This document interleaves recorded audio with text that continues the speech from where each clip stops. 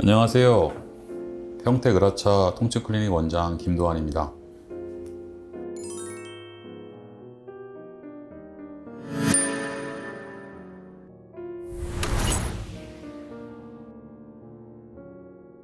비전형 안면신경통 혹은 비정형 안면신경통 이렇게도 얘기합니다.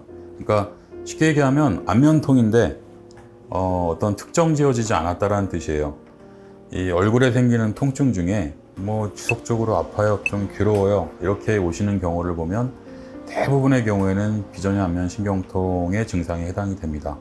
얼굴을 벗어나진 않는데 안면신경, 그러니까 얼굴을 담당하는 신경 쪽에 뭔가 원인이 돼서 통증을 느끼는 그런 상황을 얘기하는 거예요.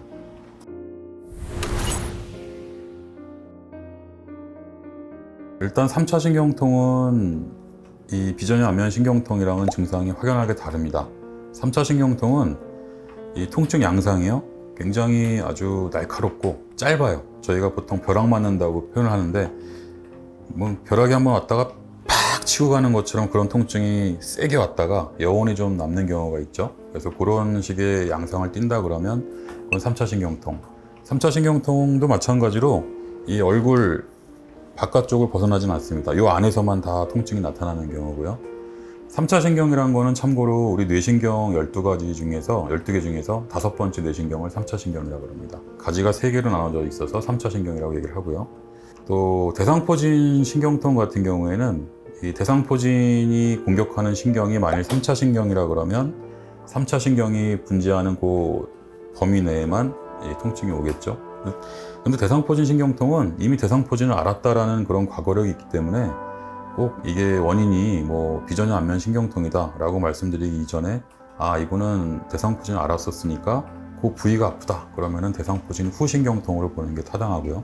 비전형 안면 신경통은 원인이 굉장히 알 수 없는 경우들이 많아요. 그게 바이러스 감염이었든 또 수술 혹은 뭐 상해, 손상 여러 가지 그런 어떤 이벤트가 있은 이후에 생기는 경우도 있고, 저희가 부비동염이라고 그러죠. 여기 얼굴 안쪽에 부비동 쪽에 염증이 생겼던 경우에 어떤 수술을 하고 나서 혹은 이 얼굴 쪽에 성형수술을 하시고 나서 뭔가 알 수 없는 이상한 통증들을 얼굴에 느끼는 경우가 있다 그러면 그런 경우가 이제 비전형 안면신경통에 해당이 되시고, 우선적으로는 모든 검사에서 기질적인 원인이 나타나는 경우가 거의 없는 경우가 대부분이에요. 그래서 나 아무리 검사해도 원인을 모르겠대요. 그렇게 하고 오시는 경우가 많죠.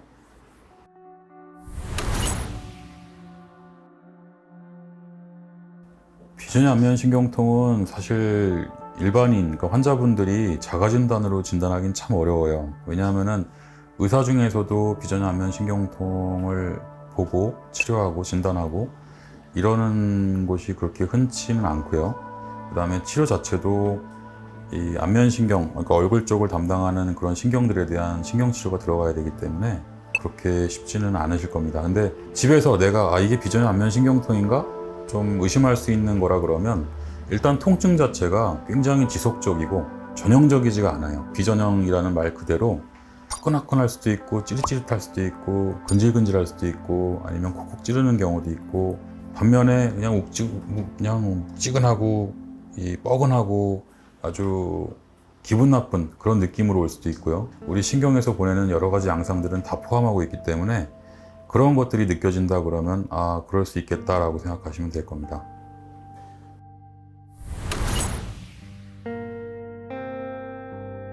비전형 안면신경통에 대한 치료는 신경치료도 물론 하지만 사실 제일 중요한 거는 드시는 약이에요. 그래서 신경통에 해당되는 그 증상에 맞춰서 거기에 맞는 약 조합을 찾는 것이 중요하고, 증상이 호전이 됐다가 악화됐다를 많이 반복하는 경우가 있기 때문에 좋아지셨어도 의사랑 어떤 상담을 통해서 약을 조절하시는 게 맞지, 그냥 내가 좋아졌어요 그래서 그냥 내 마음대로 약을 중단시켰습니다 그러면은 고생하실 거예요. 그러니까 요거는 꾸준히 약 복용하시면서 그 맞춰서 신경치료 병행하면서 치료하시는 게 가장 유일한 방법일까요? 하여튼 그렇게 치료를 해 나가는 거고요. 그 다음에 관리하실 수 있는 방법은 사실 비전형 안면신경통은 어떤 특정 방법은 없어요. 그냥 저희가 신경통 환자분들이 어떻게 관리하는지 말씀드리는 대로 규칙적인 운동, 또 수면, 또 식사 이런 것들 통해서 면역을 올리시고 가장 중요한 거는 결국은 드시는 약입니다.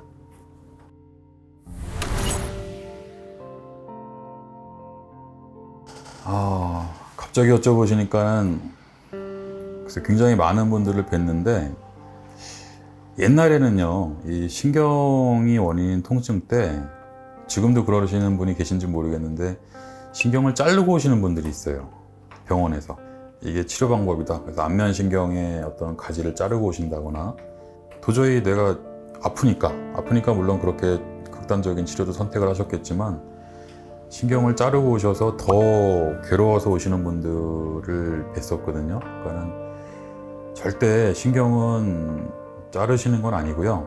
저희가 신경 치료를 한다는 의미는 신경을 도와주는 거예요. 걔가 정상적인 기능을 할 수 있게끔 오히려 살려준다고 보시는 게 더 맞는 표현이고요. 누가 그러는데 얘기 듣고서 혹해서 신경 자르고 오시는 일은 없었으면 좋겠습니다.